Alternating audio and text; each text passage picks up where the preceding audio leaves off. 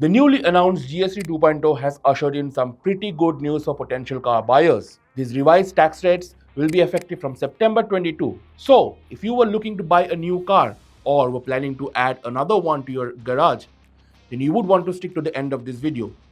And if you like what you see, then don't forget to share and subscribe to Acko Drive. Starting with small cars or cars that measures up to 4 meters long. This basically refers to all the subcompact SUVs, hatchbacks and sedans in the market.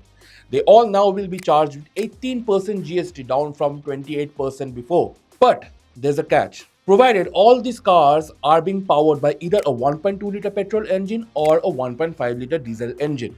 The same rate will also be applied on LPG and CNG cars, provided they fulfill the same criteria as petrol and diesel cars that I just mentioned now.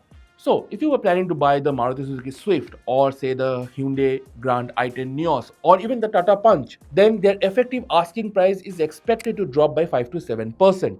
So, let's take the example of the Tata Punch. The top spec model of this subcompact SUV is priced at 11.95 lakh rupees on road in Mumbai.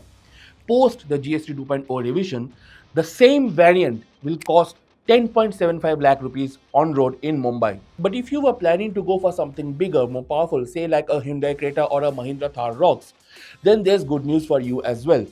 The government of India may classify these as luxury vehicles and has slapped a 40% GST on them. But in the process, they have also abolished cess. So let's take the example of the Hyundai Creta. Previously, it used to come with 28% GST and 17% cess. That would bring the total tax to 45%. With the new GST revision, the tax has come down to 40%. So, if the top spec Hyundai Creta was costing 22.95 lakh rupees on road in Mumbai, post the GST 2.0 revisions, the same variant will now cost 22.05 lakh rupees.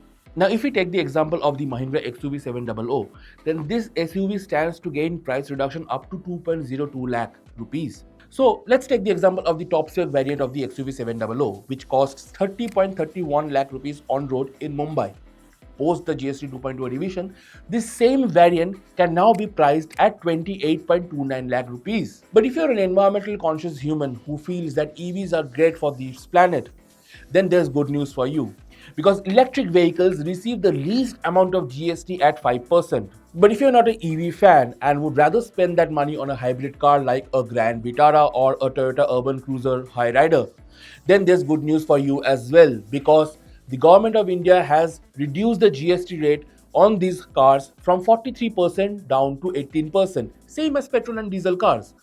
But we would have loved if hybrid cars were charged with 5% GST, because the efficient nature of these powertrains are any day more practical than EVs. So now that you know how much your future car is going to cost, what are your thoughts on these revised GST rates? Is it really the Diwali dhamaka that Prime Minister Narendra Modi proudly proclaimed in his Independence Day speech on the dais of Red Fort? Do let us know in the comment section. And yes, don't forget to like, share and subscribe to Acko Drive.